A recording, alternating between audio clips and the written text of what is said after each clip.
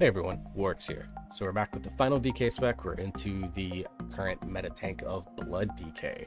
So Blood DK is going to have themselves an interesting time, I think, in Dragonflight with the way the current talent setups are. And that's what we're going to look over in this video, which we're going to talk about the current setups for Blood DK.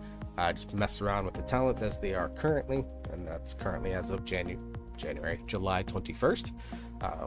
So I'll just mess around, kind of pick out talents and builds that I think are going to be really interesting, gives us potential.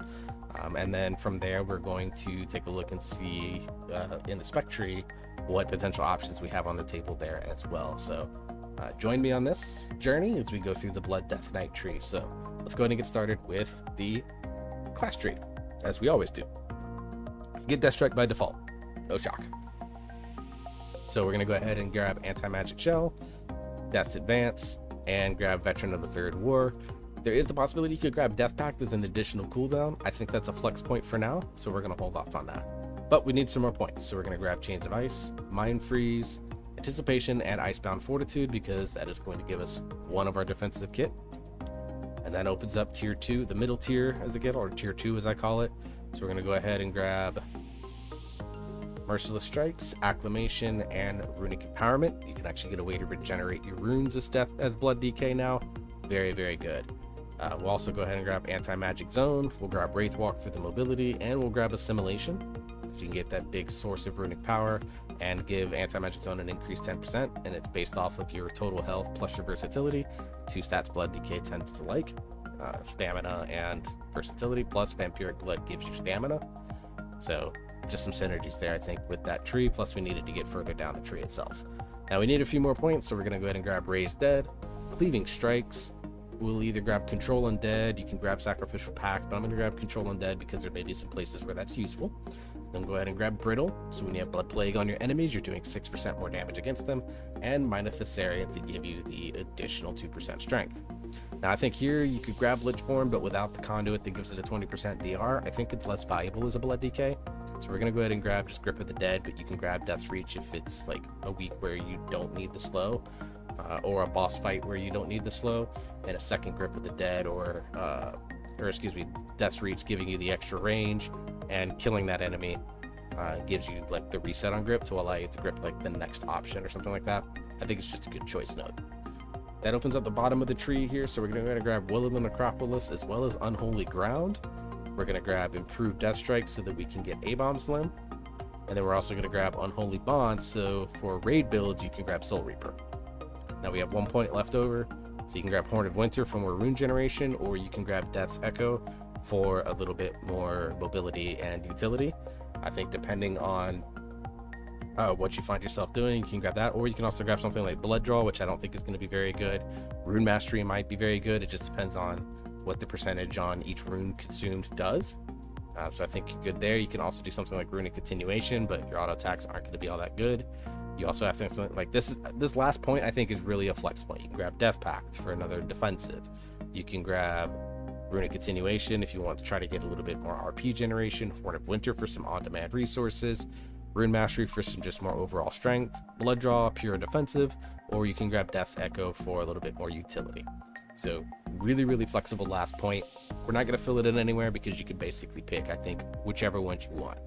Essentially, you're getting pretty much everything that you want. You can even grab 3% avoidance if you really wanted to for some reason. But I think you basically get everything you want. For a Mythic Plus build, you may take the point out of Soul Reaper and move it somewhere else. I don't know if the Icy Talons thing, like if you Death Strike, does this impact thing, because it says requires Death Knight Frost. So just like in the Unholy video, does it in fact Death Coil Epidemic? Does Icy Talons affect Death Strike? If it does, then these talent points become very valuable, as does Empower Rune Weapon.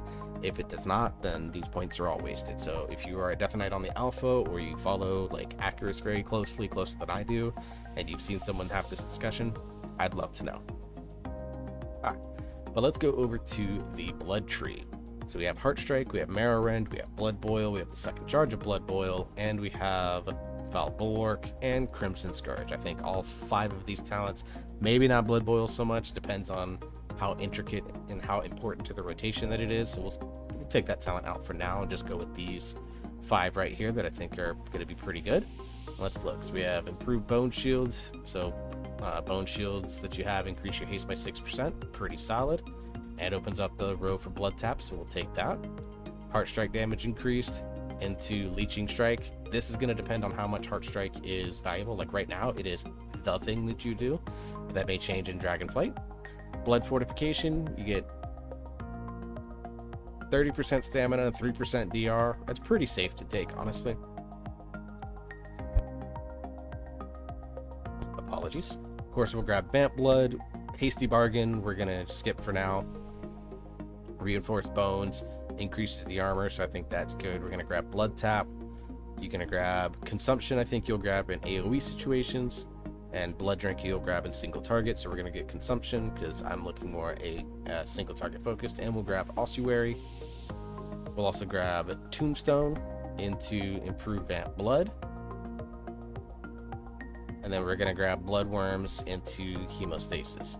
Now this side of the tree with Death's Caress, Relish in Blood, and Heartbreaker behind Rune Tap, I just don't see this side of the tree. I think this is very weak overall. But the good thing is I don't think it's all that essential to blood builds overall. Now, of course, we're going to grab Dancing Rune Weapon, and we're going to grab, let's see, Insatiable Blade, which is the Crimson Rune Weapon legendary right now. We grab Heartrend and Everlasting Bond. Now, from here, what we're looking at is kind of different potential builds. For AoE, you'd think something like Bone Storm would work. I just don't see it being all that good. You would probably want to go something like Gorfin's Grasp into Red Thirst into Unquenchable Thirst. I think this is probably your best general build. For raid progression, Tightening Grasp into Purgatory, I think will be your best bet overall. So I think this build is probably going to be your best generic build. Where can you potentially shift points out of? Insatiable Blade if you don't think you need the 5 Bone Shield charges, but I think the cooldown is just going to be useful on it. Reinforced Bones, depending on the armor values, could be put over into Blood Boil, or you could grab, instead of grabbing the Red Thirst, Unquenchable Thirst, you could grab Tightening Grasp into Purgatory for like progression rating to let you see further into fights. But for the most part, again, another short video, because while these trees I think are overall really well played out, I think there's a lot of very few 3-point talent nodes here, but overall I think the trees themselves are pretty well balanced. The fact that this right side of the tree is pretty weak, but I don't think that that's a bad thing because it allows more options here in the bottom part of the tree, of the blood tree itself.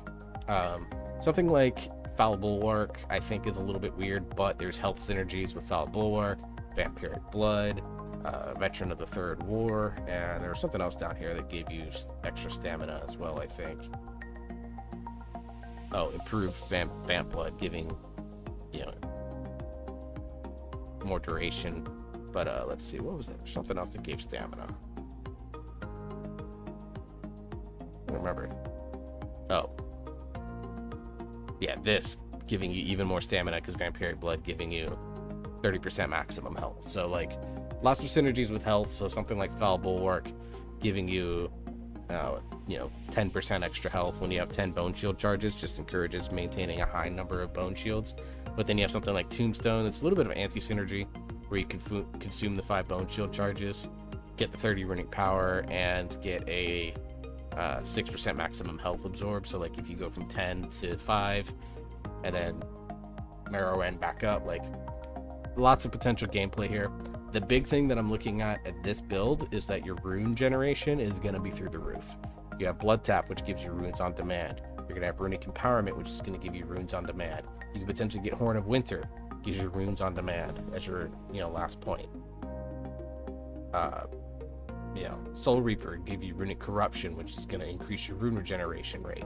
You're going to gain Bone Shield charges here, which helps lose out what you get from your Tombstone, which then of course makes your health higher, which then of course can potentially give you even more armor. So like a lot of really cool and interesting synergies in this tree that I think overall make the Death Knight trees. Unholy still has some issues, as I've mentioned in that video with the center of the spec tree, but for the most part I think all 3 Death Knight trees are in relatively good positions. I think Frost is exquisite.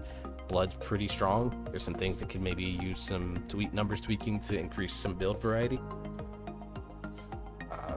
And then of course Unholy, I think, is going in the right direction, but needs a little bit of tweaking to make things a little bit better. So again, another short and sweet video, guys, because not a lot to talk about. These are just good trees. So that wraps up the Blood DK video. Of course, Frost and Unholy videos are already out as well. So we're going to be moving on, looking at either some new trees that come out, if it's Monk or Paladin, but we'll kind of take a first glance at pretty much anything new that comes out. So wraps up this video, guys. Like, share, subscribe, all that fun stuff I talked a lot about in the Frost video, but basically check to see if you're subscribed. If you find yourself watching a lot of my videos, just check your subscription status, and if you're not, subscribe. It's free, doesn't cost you anything, helps me out quite a bit, and you'll get my ever-enduring thanks that you subscribe to my channel. So clout chasing over until the next video. I hope you're all staying safe, hope you're all having fun, you keep on gaming. I'll see you all in the next video.